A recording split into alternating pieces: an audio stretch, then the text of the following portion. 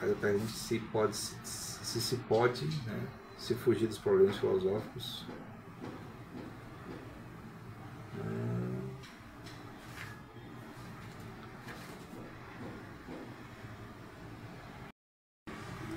Aí vai dizer, desde a famosa passagem que Sócrates, escrito por Platão, diz que uma vida não examinada e, portanto, não refletida não vale a pena ser vivida. A reflexão tem sido o termo fundamental da filosofia, ainda que essa seja uma noção difusa e imprecisa, que adquiriu significados diferentes em ética, filosofia moral, filosofia da mente, filosofia política, especialmente em epistemologia, que é a área dele, epistemologia. Há um radical desacordo sobre o sentido e estatuto da reflexão, do que é a reflexão. Aí ele fala um pouco da literatura sobre o assunto. Tem um mantra aqui filosófico bem interessante que é falado a respeito da constatação da possibilidade da verdade de uma frase, né? Ter uma crença sobre algo, é natural que não nos preocupemos, se são filosóficas abaixo. Ter uma crença sobre algo e considerar que sua crença é verdadeira. Ter uma crença que não só pensamos que é verdadeira, mas que realmente é verdadeira. E ter um estado mental, um tipo especial de metade,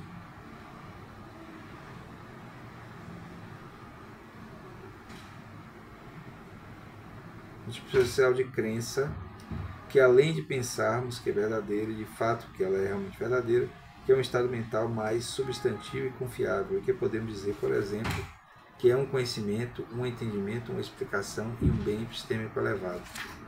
Então seriam 3 níveis da construção dessa crença: a crença que a gente considera verdadeira, a crença considerada verdadeira e que realmente é verdadeira, e a que é considerada verdadeira é verdadeira, né, e que consegue ser passada adiante como exemplo para os outros.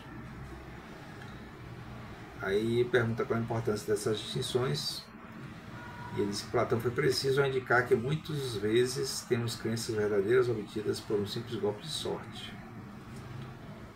Esse é o caso de uma pessoa que quer chegar a uma cidade, por exemplo. Tá. Aí tem um exemplo aí. Mas a ideia é assim, quando se acredita numa coisa, né, quando se produz uma crença sobre um certo aspecto da realidade, é interessante que essa crença seja testada para ser confirmada ou refutada. E na vida comum não se faz muito isso, né? As pessoas simplesmente seguem em frente. Mas é possível, né? Quando você tem uma quebra de certeza sobre aquela crença. Aí fala das atividades dentro dos departamentos de filosofia. Como muitas vezes não se conhece esse termo reflexão. E aí ele fala sobre a agência. Um assunto que tem motivado o debate filosófico nos corredores das universidades, né, sobre o valor epistêmico da reflexão, é a noção de agência epistêmica. É habitual que se aceite, na maioria das vezes, temos crenças sobre o que está ao nosso redor e tenhamos as chamadas crenças de primeira ordem, que nos ocorre de maneira involuntária a partir do nosso envolvimento com o mundo físico e cultural. Eu abro a janela e ao ver que está chovendo, formo a crença de que está chovendo. Ou assisto o noticiário e passo a acreditar que uma terrível pandemia assola o planeta. Não apenas podemos dizer que essas crenças estão sob meu controle, o mundo, por meio de minha percepção do testemunho dos outros, causa essas crenças em mim. E posto que não tenho contato em qualquer outra prova que as anule, eu não tenho causa como recusar. Então, a construção das crenças, e essas crenças sendo estabelecidas como verdade, não só para mim, que acredito, mas também para os outros, vai permitir a construção dessa realidade, né? Sendo que ele admite da dificuldade de lidar com certos caminhos dessa primeira verdade, né, que é do sujeito, do indivíduo, que muitas vezes acaba rompendo até a possibilidade de uma afirmação verdadeira como verdadeira, né, verdadeira reconhecida pelos outros também, por causa do ambiente que a pessoa vive e a crença dela se tornar inabalada, mesmo com provas em contrário. Tá. Eu vou falar sobre o ambiente universitário. Ele vai tratar do Dewey, John Dewey, que é um dos pais do pragmatismo e o criador do sistema decimal usado nas bibliotecas, sistema Dewey. Frequentemente meus pensamentos e crenças não estão corretos e ocorre que o conteúdo do meu pensamento há uma cerca, e o conteúdo do meu pensamento há uma caneca de café sobre a mesa ao lado do meu caderno de notas e minha crença de que está chovendo lá fora são verdadeiros. Veja que são modelos de crenças que podem ser testados facilmente. Você pode olhar pela janela, abrir a janela e ver se está chovendo. Você pode pegar e atestar se realmente tem uma caneca na mesa. Se torna mais difícil, é claro, quando a afirmação da crença trata de algum elemento fora da sua possibilidade de teste empírico. Aí finalmente ele apresenta a agência, né? A agência seria a capacidade atuante de um sujeito de formar crenças de segunda ordem, crenças sobre suas próprias crenças. Então é como se você pudesse agir, né, conscientemente, ativamente na construção da crença. Justificação, agência, reflexão epistêmica são termos privativos de filosofia e de um tipo muito peculiar de filósofo epistemólogo contemporâneo. É sobre isso que sobre isso que eles vão discutir nos eventos relacionados com o tema. Então, justificação, agência, reflexão epistêmica. Então, ele vai dizer que são, de uma maneira simplificada, são dois significados de reflexão que estão no centro do debate filosófico. O primeiro significado, numa tradição iniciada no empirismo clássico, o entendimento surge da experiência, quando a mente percebe os objetos externos, ou então, no momento subsequente, quando a mente percebe as operações internas da própria mente e as ideias contidas nelas. Então você tem a experiência da pessoa, né, como primeiro elemento para dar significado à reflexão e o que é enviado para os outros. E aí a reflexão nesse caso é o ato de entendimento que permite a formação por meio de experiência empírica. Foi o que eu falei, né? É só você verificar se está chovendo lá fora ou não. Para muitos filósofos racionalistas, a reflexão é concebida com uma performance metacognitiva, que avalia o estado diagnóstico, avalia os estados doxáticos, quer dizer, da opinião, os estados da opinião, de primeira ordem, crenças, pensamentos, desejos, e forma estados doxáticos, estados opinativos, de segunda ordem. Nesse sentido, a reflexão é uma operação consciente, intencional e deliberada da mente, que acessa diretamente, examina, escrutina os conteúdos de seus estados, passando por ter o poder de o julgar e, com isso, acreditar e agir à luz desse pensamento. Quer dizer que o outro autor que ele está citando, deixa eu ver aqui, traz essa possibilidade da reflexão nesse âmbito de primeira ordem, segunda ordem, indo além do aspecto empírico. Ele diz que a capacidade humana é R1 de primeira ordem, que é a reflexão não pensada, digamos assim, que produz as crenças, né, as crenças mais diretas. E o outro seria aquele que, bom, qualquer um pode fazer, mas que é basicamente o que o filósofo faz. Aí ele faz pontes aqui com essas duas maneiras de enxergar a realidade. Aí depois vai falar sobre pró-reflexão e contra-reflexão. A pró-reflexão e reflexão é uma condição necessária para a contribuição de estados epistêmicos valiosos. E a contra-reflexão, a reflexão não se estende, a reflexão não é uma condição necessária para a atribuição de estados epistêmicos valiosos, tais como conhecimento justificado e entendimento. É por isso que é contra, né? Contra-reflexão. É possível ainda conceber uma terceira posição, a irrelevância da reflexão. O sujeito tem a capacidade de refletir sobre seus estados epistêmicos, mas isso não afeta a atribuição de estados epistêmicos valiosos, tais como conhecimento, justificado e entendimento. Quer dizer, a pró-reflexão seria uma condição necessária para a reflexão, a contra-reflexão seria a negação da reflexão, e ainda a relevância da reflexão, que quando a reflexão acaba sendo a reflexão passa a ser indiferente, né? Quem pensa passa a ter na reflexão um ato indiferente, porque pode ou não afetar, provavelmente não vai afetar, seja lá qual for a ação. Bom, ele faz algumas análises sobre essas maneiras de posicionar a reflexão, faz uns cálculos, entre aspas, os cálculos aqui, né, para a reflexão PR contra a reflexão CR e relevância de reflexão IR.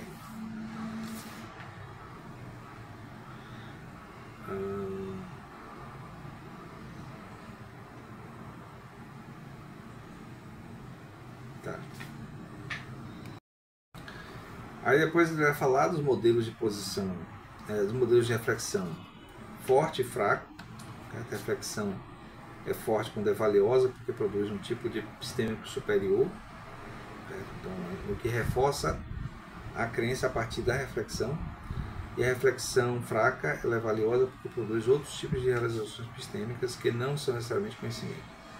Crença apropriada, verdadeira, etc. Então, no caso da reflexão forte, da posição forte, é que a reflexão se torna valiosa para o conhecimento causado. Quando é fraca, ela se torna valiosa apenas para quem crê. Tá. Aí ele vai colocar outras siglas a respeito da reflexão. Reflexão necessária para a atribuição do conhecimento e reflexão necessária para uma forma mais ampla de estado epistêmico. Então, eu posso refletir de maneira individual, e isso tem valor para mim. E a outra reflexão, ele chama de reflexão, é uma necessidade mais ampla de estado epistêmico. Seria justamente quando há mudanças no contexto, e aí a atitude do filósofo seria justamente atuar nisso aí. Então, bom, de certo modo, a atuação dos filósofos antigos fazia mais sentido em relação a isso. Tipo o Maquiavel, por exemplo, ele escrevendo um livro para ajudar o regente, o príncipe, a conduzir melhor as coisas do Estado. Então, independente do que ele diz no livro, né, do conteúdo que ele diz no livro, mas a atitude dele seria uma atitude de construção dessa amplitude do estado epistêmico. Aí tem outros tipos de reflexão, né, então, interessante aqui. Aí ele vai falar que as pessoas vivem em desacordo, que é normal. Aí ele chama aqui o desafio cético da justificação. Se uma pessoa sustenta uma crença, ela deve ter uma razão para isso. O indivíduo declara que tal razão, então tem tal razão, então podemos pedir que a presidente defenda as objeções contra ele. Então, aí está dando exemplo aqui de alguém que pode não conseguir manter a sua crença bem justificada, mas, no entanto, ele quer manter, mas ele não sabe como justificar. Então a reflexão filosófica serviria para isso também, né? Para ajudar ele a demonstrar por que ele acredita naquilo ali, ou até a mudar de crença, se for o caso. Né? Tanto que o próximo capítulo é justamente a importância de ser cético neopirrônico. Há uma responsabilidade epistêmica do filósofo, né? Justificação epistêmica é a relação essencial entre o indivíduo e as consequências de suas crenças. Acho que muitas pessoas passam a vida sem refletir nada sobre isso. Tá. Tudo que escrevi até aqui sobre reflexão, justificação, agência, racionalidade joga um certo jogo dialético de oposições entre as formas de internismos e externismos. Então, linhas filosóficas internistas seriam aquela que creem no conhecimento vindo de dentro apenas, e externistas vêm do que é empírico. Para o internista epistemológico, o conceito de justificação é interno e imediato. Em consequência da teoria internistas, o conhecimento é que a exigência epistêmica é imposta pelo próprio estado consciente em que ocorre o sujeito ao se encontrar naquele momento. Já o externismo epistemológico é uma perspectiva que concebe que as crenças não se sustentam naquilo que é verdadeiro para uma pessoa no momento do estado de crença, mas depende do modo como a natureza e os processos causam nossas crenças. Então, por isso que é externismo. Como se a resposta viesse de fora, né? Aí realmente fica a cargo muito de quem está argumentando, né? Tá, aí vai falar de algumas coisas sobre a escrita do livro.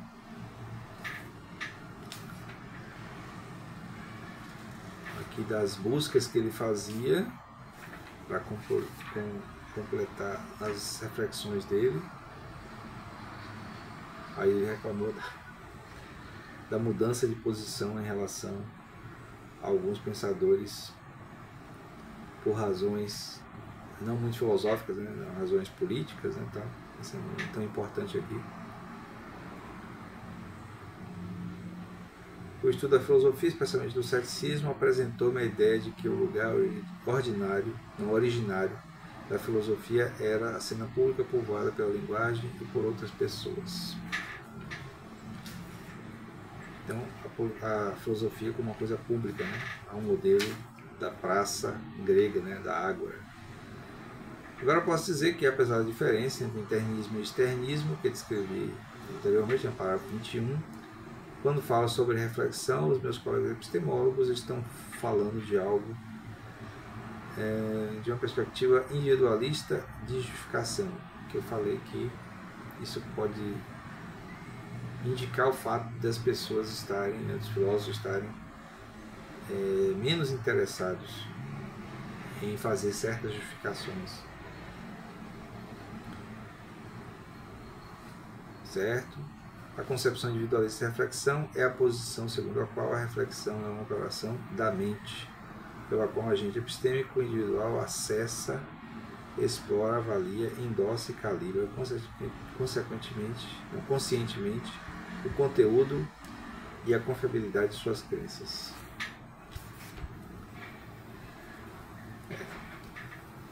Porque assim, o grande problema que ele vai terminando o capítulo, ele deu aqui o panorama do debate, tá?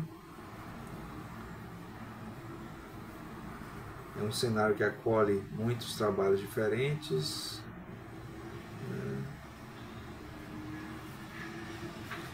Então a questão é que, como ele falou, nós dois de início, por isso que é como se perder na própria casa. Por mais que se tenha muitas certezas sobre o mundo, sobre o que seja, como se perder na sua própria casa, você acaba parando para refletir, podendo se perder na sua própria ambiente familiar, né?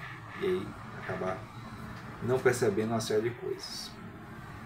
Bom, esse foi o capítulo 1 do livro do Silva Filho, né? A obra do José Silva Filho. Espero que vocês tenham gostado. certo? Ficou um pouco longo, talvez divida em 2 dias, para não chatear muito vocês.